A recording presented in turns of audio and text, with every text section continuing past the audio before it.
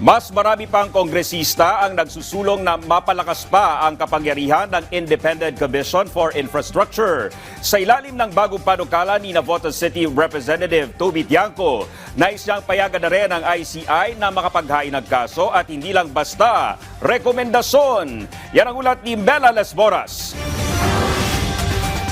Para mas mapabilis ang proseso, itinutulak na ngayon sa Kamara ang panukalang naglalayon na mabigyan ng kapangyarihan ang Independent Commission for Infrastructure o ICI na makapaghain mismo ng mga kaso laban sa mga personalidad na nadadawit sa korupsyon. Sa ngayon, tanging rekomendasyon lang kasi ang nailalabas ng ICI at dumadaan pa ito sa Office of the Ombudsman. Ayon kay Navotas City Representative Toby Tiangco, sa ilalim ng inihain niyang House Bill No. 5699, gagawin ng Independent Commission Against Infrastructure Corruption ang ICI at bukod sa paghain ng kaso, isinusulong din niyang madagdagan pa ang kapasidad nito.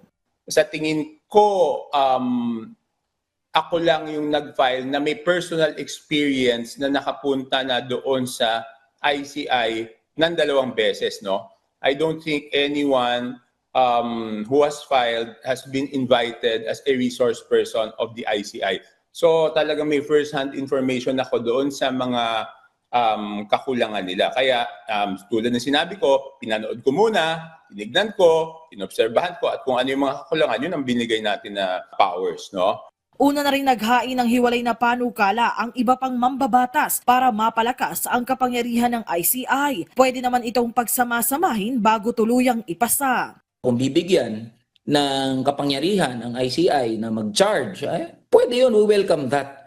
Hindi naman siya bangga doon sa naunang final na ng mga kinatawan sa Kongreso na bigyan pa ng kapangyarihan, contempt and subpoena powers ang ICI. Tingin ko nakukomplement niya yung isa't isa. Naka-receive na rin kami ng notice from the House Committee on Government Reorganization. In fact, sa Monday, November 3, magkakaroon na nung tinatawag nila, it's in the notice, technical briefing on the House Bill 4453, yung final namin.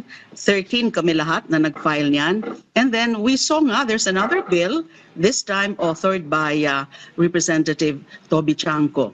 Sa ngayon, nakasalalay sa Ombudsman kung ano ang kahihinatnan ng rekomendasyon ng ICI ukol sa paghahain ng reklamo laban sa mga personalidad na idinadawit sa maanumalyang flood control projects. Kaya giit ng Makabayan Block, chine-challenge natin yung Ombudsman na sa pinakakagyat ay ma-file na ang naaayon na kaso at syempre sa kanyang sariling investigasyon ay maging responsive doon sa iba-iba pang mga anomalya, ebidensya na nakikita po ng mamamayan. Mela Lesboras para sa Pambansang TV sa Bagong Pilipinas.